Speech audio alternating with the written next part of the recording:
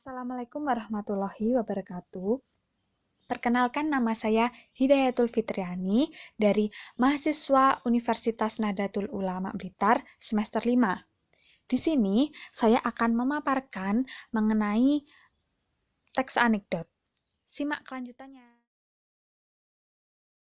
Tujuan pembelajaran kali ini, setelah mempelajari bab ini, siswa mampu yang pertama menilai isi dan aspek makna tersirat dalam teks anekdot. Yang kedua, menyusun kembali teks anekdot dengan memperhatikan makna tersirat dalam teks anekdot yang dibaca. Dan yang ketiga, mempresentasikan, mengomentari, dan merevisi teks anekdot yang telah disusun.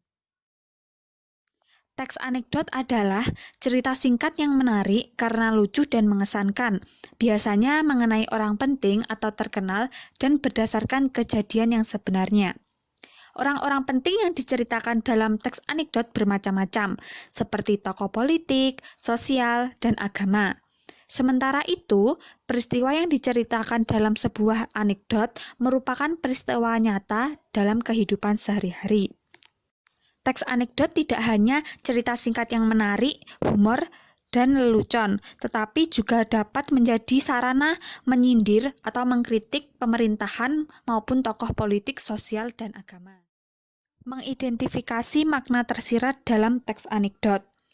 Adapun cara mengidentifikasi makna tersirat dalam teks anekdot sebagai berikut. Yang pertama, membaca teks anekdot dengan saksama. Jadi, kita harus membaca teks anekdot dari awal sampai akhir. Kita harus mengetahui apa yang terdapat dalam teks anekdot. Lalu yang kedua, menganalisis pesan, kritik, ataupun nasihat dengan menilai tindakan ataupun dialog yang disampaikan tokoh. Jadi, setelah kita membaca dengan saksama, membaca dengan teliti, kita kan sudah paham. Lalu kita dapat menganalisis pesan, kritik, ataupun nasihat yang terdapat dalam teks anekdot yang telah kita baca. Lalu yang ketiga, menyimpulkan makna tersirat berupa pesan, kritik, ataupun nasihat dalam cerita. Jadi setelah kita membaca, lalu kita menganalisis, yang ketiga kita dapat menyimpulkan pesan atau kritik ataupun nasihat yang telah kita. Mengidentifikasi faktor kelucuan dalam cerita teks anekdot dapat dilakukan dengan langkah-langkah sebagai berikut. Yang pertama, membaca teks anekdot dengan saksama. Lalu yang kedua, menganalisis peristiwa janggal yang dialami tokoh, baik melalui tindakan tokoh maupun dialog tokoh. Jadi kita menganalisis peristiwa janggal. Peristiwa janggal di sini dimaksudkan itu hal lucu atau hal yang menarik yang terdapat dalam teks anekdot. Lalu yang ketiga, menyimpulkan faktor penyebab kelucuan pada teks anekdot tersebut.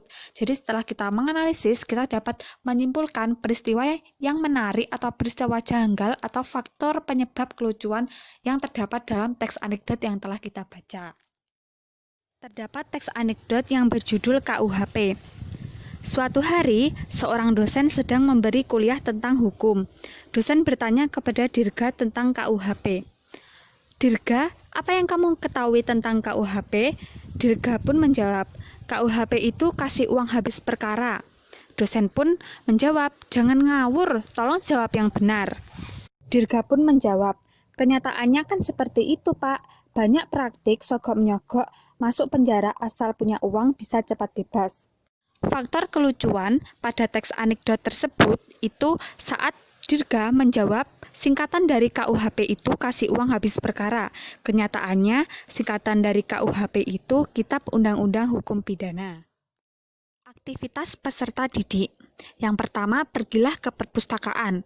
Kemudian carilah sebuah anekdot dengan membaca buku kumpulan anekdot di perpustakaan. Kalau kalian tidak menemukan buku tentang anekdot, carilah sebuah teks anekdot melalui internet. Yang kedua, tentukan pokok-pokok isi teks anekdot yang Anda temukan. Yang ketiga, analisislah makna tersirat dari teks anekdot yang Anda temukan. Dan yang terakhir, tentukan penyebab kelucuan dalam teks anekdot yang Anda temukan. Sekian pemaparan dari saya. Jika ada salah kata, saya mohon maaf. Sampai jumpa di video-video selanjutnya. Wassalamualaikum warahmatullahi wabarakatuh.